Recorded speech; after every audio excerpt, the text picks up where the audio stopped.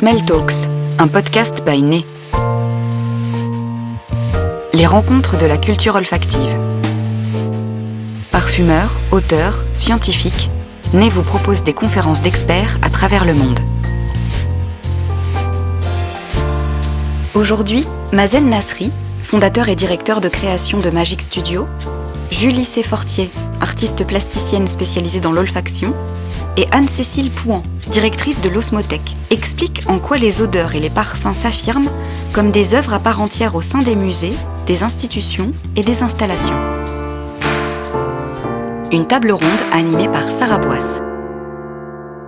Bienvenue à cette nouvelle table ronde qui va s'intéresser au vaste sujet de l'exposition des odeurs.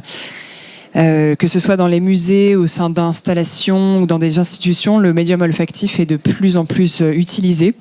Et il soulève de nombreuses questions, aussi bien esthétiques, techniques, philosophiques peut-être même.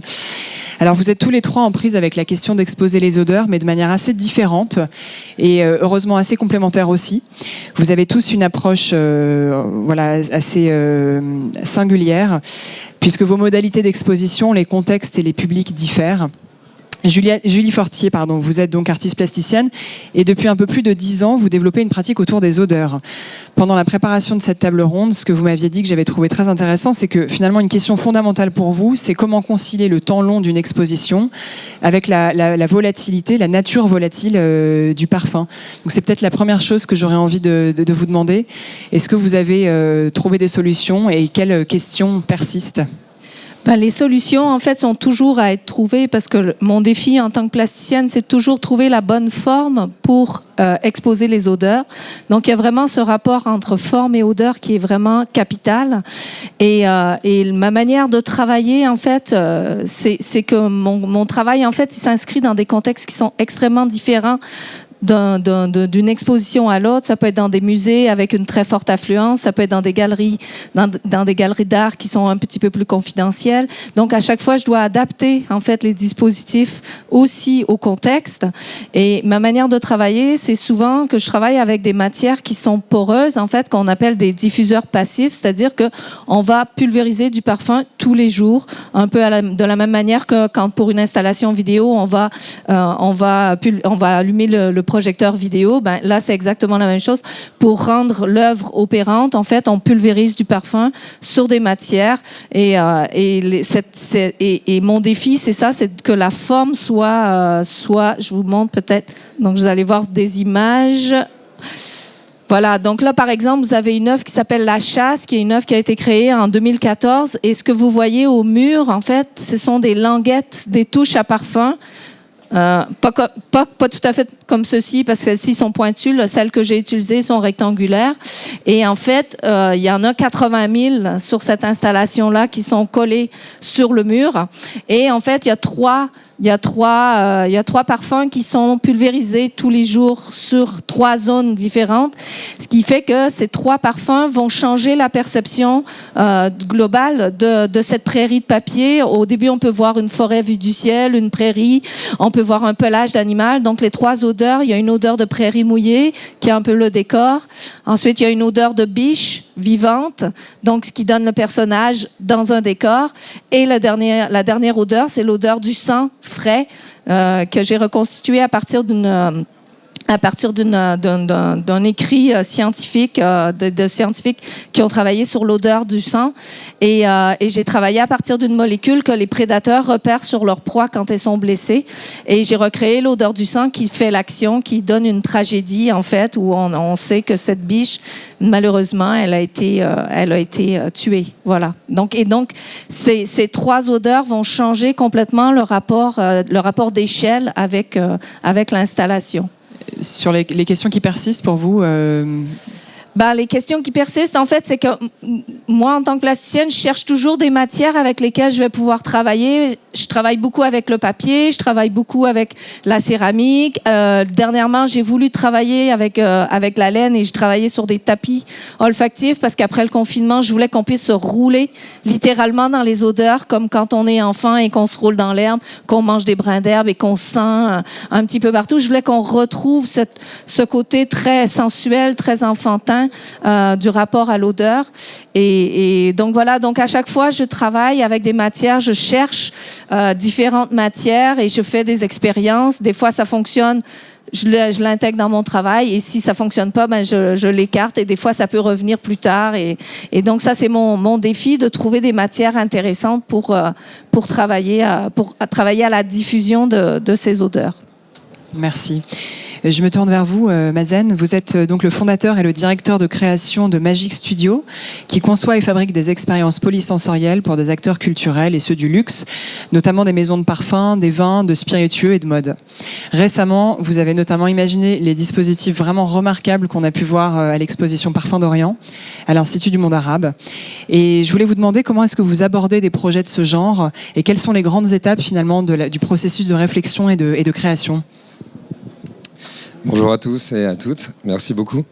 Tout d'abord, je tenais à dire que j'étais absolument impressionné par les dispositifs. Parfait, nickel. Je suis absolument impressionné par les personnes qui arrivent à suivre des méthodologies de création et de travail. J'ai tenté de trouver une petite image pour illustrer un peu la sensation que me procure, comment dirais-je, le point de départ de chacun de mes projets. Et j'ai trouvé celle-ci, le chaos.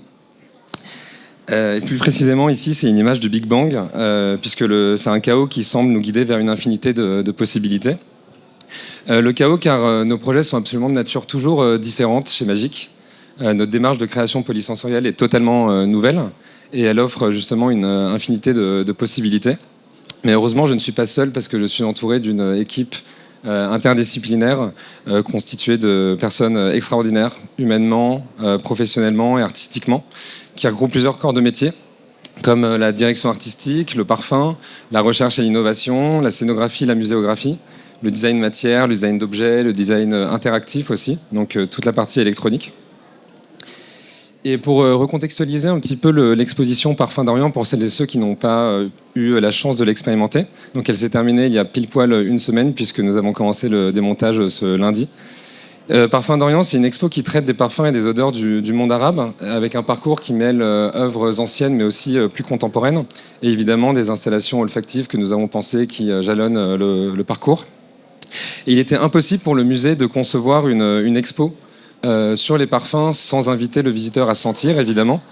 C'est pourquoi ils ont fait appel à un grand parfumeur que vous connaissez très certainement, qui s'appelle Christopher Sheldrake, qui a été aidé de Nisrine Grillet, parfumeuse maison chez Givaudan, et Givaudan était mécène de l'opération puisqu'ils ont fourni des humains pour la partie évaluation et aussi les jus de l'exposition. Donc 30 senteurs ont été diffusées le long du parcours. Ça a été réparti en thèmes et en sous-sections. Nous, notre travail il a été de mettre en scène un petit peu justement toutes ces senteurs. Et le premier brief qu'on a reçu par le musée, et je ne plaisante pas, indiquait cette phrase: il faut éviter l'effet Sephora. Donc je me suis un peu posé la question de ce que ça voulait dire. Évidemment, ça veut dire diffuser 30 senteurs sans qu'il y ait de mélange entre elles et sans qu'elles saturent le nez des visiteurs tout au long du parcours. Donc on a dû effectivement travailler sur la maîtrise des odeurs dans l'espace et le temps grâce à l'imprégnation de matières solides, entre autres. Et il a fallu proposer des dispositifs qui proposaient une bonne restitution olfactive à faire valider évidemment par les parfumeurs. Et il fallait que ça fonctionne. Et ce pendant 6 mois, parce que voilà, l'exposition a démarré fin septembre et vient de se terminer. Je précise que l'exposition a très bien marché et qu'elle va maintenant tourner en Arabie Saoudite à partir du mois de mai. Donc du coup, j'ai dû réfléchir à une méthode pour éviter le chaos, comme à chaque fois. Et donc là, on a une image de notre galaxie, de la Voie lactée, qui est une conséquence un peu plus positive, on va dire, du Big Bang. Et du coup, on a dû écrire un peu 3 phases sur lesquelles on a dû avancer. Donc une phase d'exploration et de recherche, d'analyse de l'existant, que ce soit le propos scientifique, que ce soit la liste des œuvres, ou évidemment la liste des senteurs à diffuser le long du parcours. Et ensuite, une phase d'écriture, avec comme premier travail quelque chose d'assez original qu'on a voulu faire, c'est de dessiner une courbe des émotions. C'est-à-dire qu'on a écrit un petit peu les sensations au fil du temps pendant l'exposition qu'on a voulu provoquer chez le visiteur. Et cela, ça a beaucoup guidé justement nos intentions scénographiques et nos intentions en termes de déclenchement de olfactive, etc. Et ensuite a commencé notre processus de création un peu classique avec toutes les phases de narration, parce que tout part de l'écriture chez nous.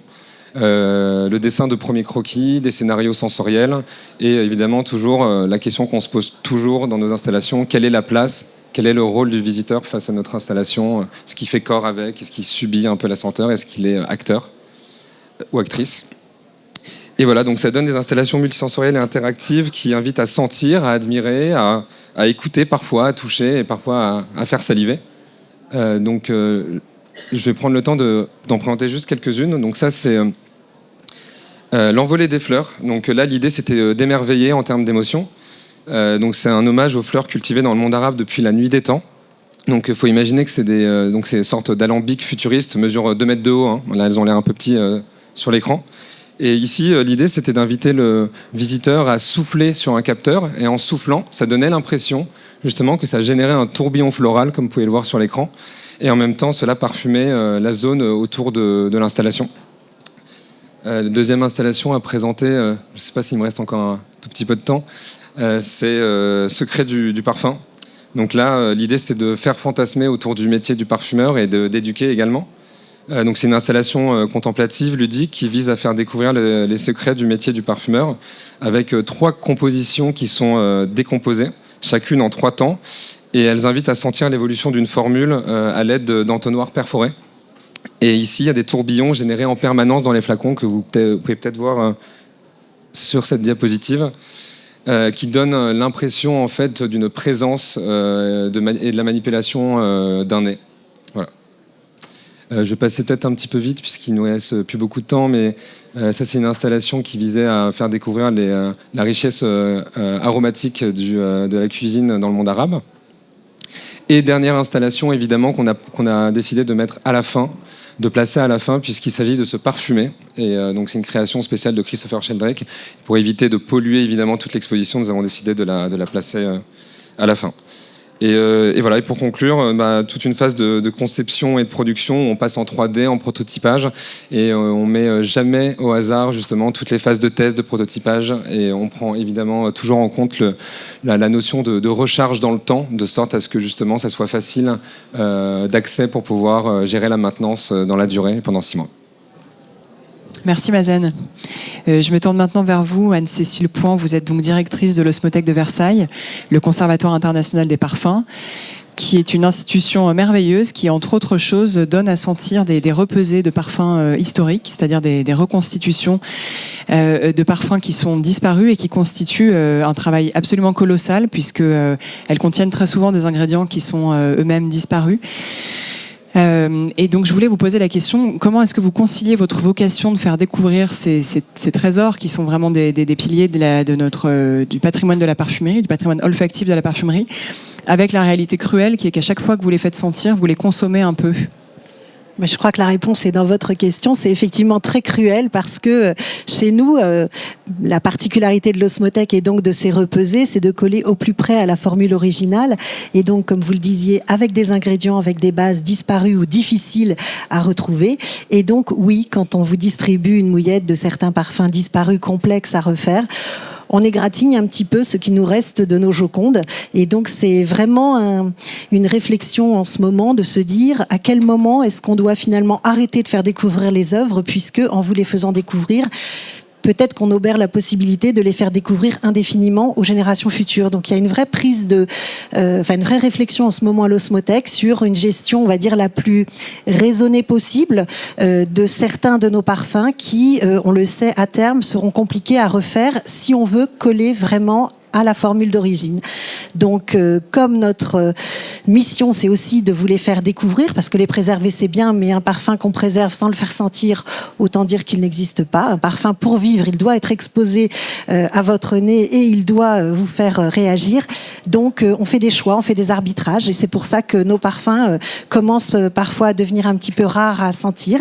On a certains qui resteront probablement plus longtemps dans les frigos, qui seront moins exposés et réservés peut-être à des moments ou à des profils de visiteurs particuliers. Et c'est un vrai crève-cœur pour nous, mais c'est une nécessité. Alors, notre objectif, c'est quand même de pouvoir continuer à les sentir le plus longtemps possible. Donc, on est en train aussi à l'Osmothèque de faire une petite révolution intellectuelle et de se dire qu'un jour, peut-être, se posera la question de choisir entre l'original et la copie. La copie étant chez nous quelque chose qui sera peut-être un peu adapté, qui ne sera pas parfaitement la formule d'origine, mais en tout cas qui sera une version qui nous permettra de continuer à sentir si ce n'est calé sur la formule, mais au plus près finalement de cette première version qui était faite sur la formule. Donc c'est vraiment un sujet de réflexion qui est au cœur de nos préoccupations actuellement. Je voulais aussi vous dire par rapport à ça un sujet alors qui va être le contre-pied absolu de ce que nous décrivait Mazen juste avant, mais qui fait un lien avec ce que vous faites aussi, c'est comment nous à l'Osmothèque nous faisons découvrir ces œuvres, comment nous les exposons quelque part à votre nez. De façon très simple, nous proposons encore de sentir ces parfums la plupart du temps sur mouillette. Touche à sentir. Donc pourquoi ? Parce que pour deux raisons principalement. La première, c'est que la restitution, c'est une restitution qui est assez intéressante, probablement la plus proche, on va dire, de l'intention du créateur et qui nous met au plus près du parfum lui-même. C'est pas pour rien que la mouillette est quand même un outil professionnel avant d'être devenu participant de l'effet Sephora qu'on a évoqué tout à l'heure. Donc cette mouillette, ça reste quand même un très bon moyen de faire découvrir et le parfum et notamment l'architecture du parfum, parce que c'est là où peut-être il va y avoir une petite dimension particulière. Un parfum, c'est une architecture, ça évolue dans le temps, et donc nous, on ne peut pas se satisfaire d'avoir quelque chose de linéaire. Donc cette architecture, on a absolument besoin de la retrouver. Donc à ce titre-là, on va dire la bonne vieille mouillette reste quelque chose de très efficace. Et dernier point, c'est aussi très peu consommateur de parfums. Nos parfums, pour certains d'entre eux, sont très précieux, très rares, et on n'a pas envie de les gâcher. Et donc on ne peut pas imaginer les exposer à la lumière ou les exposer à des conditions qui on va dire en consommerait trop. Donc la mouillette reste quand même le moyen le plus économique, au sens qui utilise le moins de parfums. Donc c'est pour ça que ça a fait partie un petit peu du mode opératoire de l'exposition des parfums de l'Osmothèque. Et donc à ce titre, c'est plus adapté effectivement à des ateliers ou à des conférences qu'à la médiation dans les lieux culturels en eux-mêmes. Mais c'est un sujet sur lequel évidemment on réfléchit également. Et là encore une fois, les ajustements et l'éloignement par rapport à la formule d'origine, c'est quelque chose qui intellectuellement ne doit pas nous effrayer, nous, toute osmothèque que nous sommes, puisque finalement, à partir du moment où on est transparent, où on est juste, où on est précis dans ce que l'on va dire, et aux professionnels qui travaillent avec nous, et aux visiteurs, on va dire aux consommateurs de l'exposition, à partir du moment où on explique exactement ce que l'on fait et que l'on nomme bien ce que l'on fait, je pense que tout le monde sera d'accord pour dire que on préfère voir parfois une image de la Joconde que la voir en vrai, parce que c'est mieux que rien. Et donc c'est un petit peu la démarche qui nous anime aujourd'hui. Merci. Je voudrais vous poser la question de la place du parfum dans les musées et des conditions de cette place possible du parfum dans les musées. Il me semble que vous avez tous les trois plus ou moins abordé la notion de l'usure en fait de l'œuvre elle-même. Qu'est-ce que vous pouvez nous en dire par rapport à cette possibilité d'exposer le parfum dans le cadre muséal ?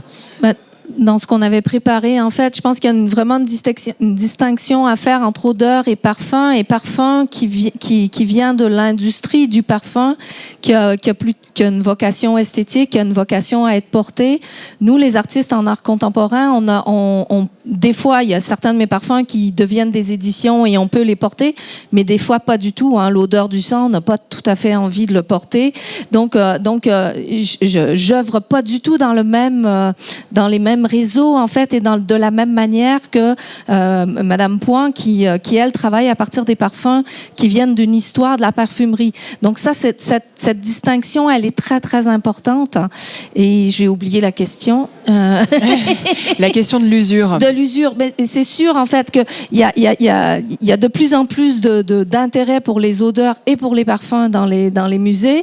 On retrouve pas encore, mis à part à l'Osmothèque où il y a vraiment une conservation des parfums, mais on retrouve pas au musée des Beaux-Arts de Paris des parfums qui seraient de Christopher Sheldrake ou de Marc-Antoine Corciato. Et c'est dommage parce que c'est pas encore reconnu comme une œuvre d'art en tant que telle, mais c'en est.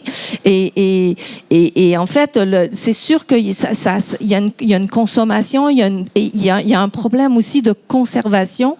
C'est-à-dire que moi, en tant qu'artiste, quand je vends une œuvre olfactive, je vends aussi la formule pour que le musée ou le centre d'art où le frac puisse refaire les odeurs, refaire les parfums, parce qu'en fait, le parfum peut pas être conservé ad vitam aeternam. Il y a des manières de le conserver, mais à un moment donné, il faut les repeser, il faut les refaire, parce que sinon, il y a trop d'oxydation et il y a trop de pertes. Et moi, je dis tout le temps au frac, j'ai dit, il faut exposer mon travail, parce que des fois, ils rechignent à l'exposer. J'ai dit, il faut l'exposer. De toute façon, il vaut mieux l'exposer, qu'on consomme le parfum, plutôt que de le jeter et qu'on refasse une pesée. Ça serait vraiment dommage. Et donc, il y a vraiment une éducation à faire auprès des musées qui ont vocation à conserver, auprès des collections qui ont vocation à conserver, et que cette idée d'usure, de consommation et de plaisir aussi, hein, il faut bien voir que cette idée de la consommation va aussi avec le plaisir. Elle fait partie de l'olfaction, en fait. Et pour ajouter quelque chose, dans le cas de Parfums d'Orient, effectivement, nous on avait envisagé le nombre de kilos dont on aurait besoin pour chacune des senteurs tout au long de l'exposition. Et évidemment, comme je vous le disais tout à l'heure, tous les tests et toutes les expérimentations qu'on a fait en amont ont été vérifiés parfois et parfois non dès le début de l'exposition, puisqu'on s'est rendu compte qu'on devait en consommer plus. On avait effectivement la chance ici d'avoir la maison Givaudan qui nous accompagnait, qui pouvait fournir les matières premières au fur et à mesure, et on reproduisait justement les senteurs. Et donc il faut évidemment, nous dans ce cas de cette exposition, les senteurs ont été pensés pour l'exposition, ce qui est un travail un petit peu différent que chez Julie ou à l'Osmothèque également. Et donc dès le départ, effectivement, il faut songer à produire assez de senteurs, assez de jus, on va dire, le long de l'exposition. Donc dans la question, il y avait usage et usure, et moi je voudrais juste vous rajouter quelque chose sur l'usage, plus que sur l'usure. Je pense qu'effectivement, je reviens sur cette première idée qui est que tant que l'on explique bien aux gens ce qu'ils sentent, on n'a pas de problème. Dans des cas, on va sentir de l'art qui utilise le parfum dans sa raison d'être, de l'art olfactif. Dans certains cas, on va faire sentir des odeurs, dans d'autres des parfums, et dans d'autres des parfums historiques. Et là, je pense que l'enjeu en fait de la structure culturelle ou muséale, c'est effectivement de dire précisément, et là, l'Osmothèque a fait un travail assez important de réflexion autour de juste nommer les choses. C'est-à-dire qu'il n'y a pas de volonté normative, mais juste de dire, on va nommer et appeler les choses correctement pour savoir de quoi on parle en fonction de ce que l'on nous présente dans l'institution muséale. C'est la fameuse, j'espère un jour fameuse nomenclature nomen proposée par notre comité scientifique, dont l'idée est de dire que au moins à partir d'une méthode qui est celle historique de l'Osmothèque, la repesée, on peut faire des pas de côté qui sont différents. Il n'y a pas de jugement de valeur entre un pas d'un côté ou de l'autre, mais l'idée est qu'au moins on sait de quoi on parle. Donc vraiment dire précisément ce que l'on sent et à quoi on expose le public. Il faut aussi être humble dans l'approche, puisque quand on parle de parfum historique, on a beau tenter, et c'est notre métier tous les jours, de s'approcher au plus près de l'histoire et de la forme d'origine du parfum, on sait que dans certains cas, on ne fait qu'effleurer cette histoire. On n'est pas dans l'histoire telle qu'elle était. On approche l'histoire. Là, je fais des références à des travaux sur des parfums du 15e, du 16e, des choses très anciennes, où on manque encore d'un certain nombre d'éléments pour être très précis sur la partie olfactive du travail que l'on fait. Donc, quand on est sur des pesées du 19e ou du 20e, c'est plus simple. Mais en tout cas, quand on remonte très loin dans l'histoire, il est important de vraiment nommer ce que l'on fait. On a eu vendredi une conférence sur la nomenclature. Je pense que vous pourrez la retrouver plus tard si le sujet vous intéresse. Le deuxième point pour moi et le deuxième enjeu pour les structures muséales, c'est de penser les dispositifs au service d'un propos culturel et scientifique. Et pour en avoir parlé avec Mazen, je crois qu'on est assez en phase sur ce point.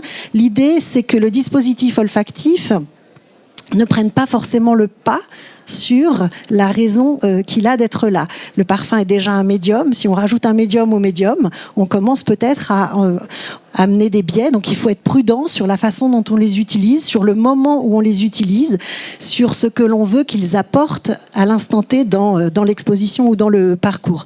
On pourrait être tenté par des effets esthétiques extraordinaires. On est à une heure où la publication sur Instagram et la beauté du dispositif pourrait être amenée à à dire presque plus de choses que sa raison d'être. Et là, il y a vraiment un dosage à faire dans les parcours.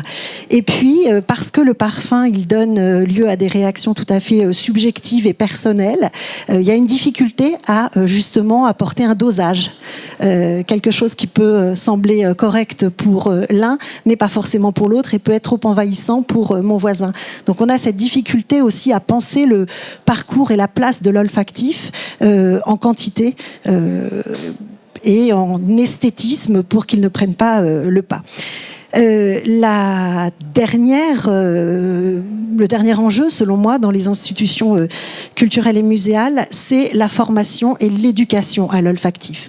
On est dans un univers, et c'est normal, c'est pas son métier de base, qui connaît mal le parfum, qui l'appréhende mal, qui ne sait pas forcément toutes les subtilités du fonctionnement de l'odorat, qui ne connaît pas tous les tenants et aboutissants de l'histoire du parfum, et à ce titre-là, finalement, méconnaît un petit peu. Et alors là, on a vraiment des situations qui sont très variées en fonction déjà de la sensibilité des conservateurs ou des scénographes ou des commissaires d'exposition. On a une ambition qui peut être différente. C'est-à-dire que nous, on le voit bien dans les rendez-vous qu'on a avec des institutions muséales. Dans certains cas, on sent bien qu'on flirte presque avec le marketing olfactif. C'est-à-dire que ces tendances, on se fiche un peu de savoir quelle est l'ivresse du moment qu'on a l'odeur dans le musée. Ça, c'est un écueil auquel on doit faire absolument face. Et qui arrive. Donc on a tout un travail, nous, d'éducation, de sensibilisation à ce média très particulier qu'est le parfum. Et aujourd'hui, j'ai envie de vous dire, l'Osmothèque, elle fait ça depuis 35 ans, alors sur des publics très variés. Mais la difficulté, c'est d'arriver à faire passer cet univers auprès de publics professionnels de la transmission, de la recherche et de la préservation, pour qui le parfum, comme vous le disiez tout à l'heure, n'est pas un objet finalement artistique en tant que tel. Donc il y a du travail.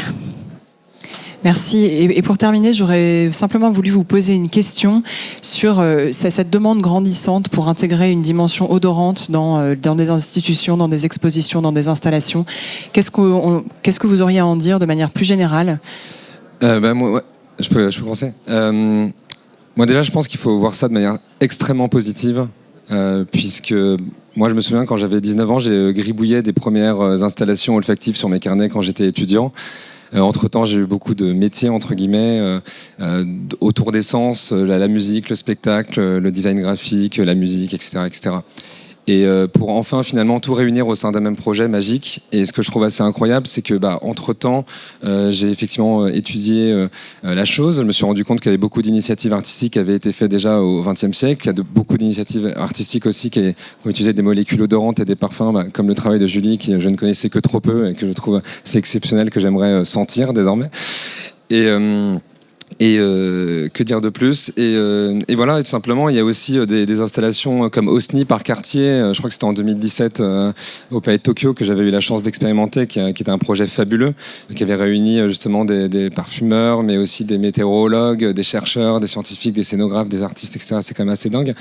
Et tout ça a confirmé un petit peu mes intuitions et m'ont poussé à me lancer un petit peu.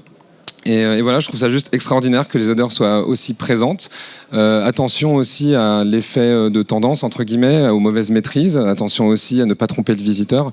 Je pense qu'il est très important, pour compléter ce que tu disais juste avant, parce que c'est un peu relié, au travail de médiation, notamment de la part des institutions culturelles, pour vraiment éduquer les visiteurs, tant sur justement la valeur de la senteur en elle-même, que sur le vocabulaire aussi.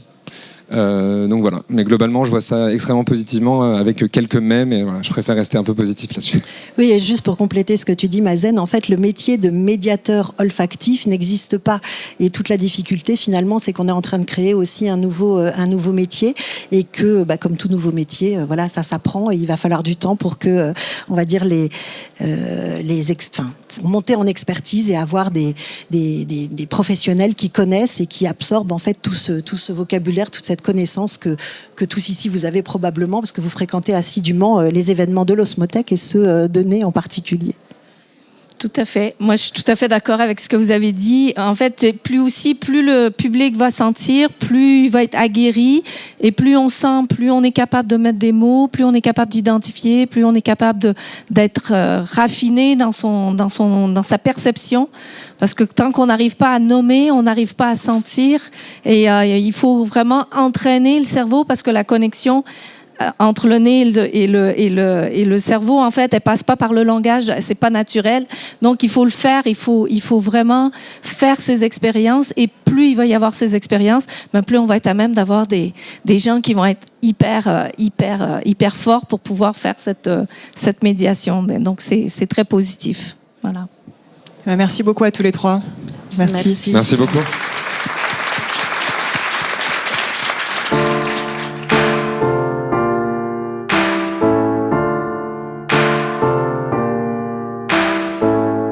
Retrouvez cette émission sur podcast.bainet.com et sur les plateformes habituelles.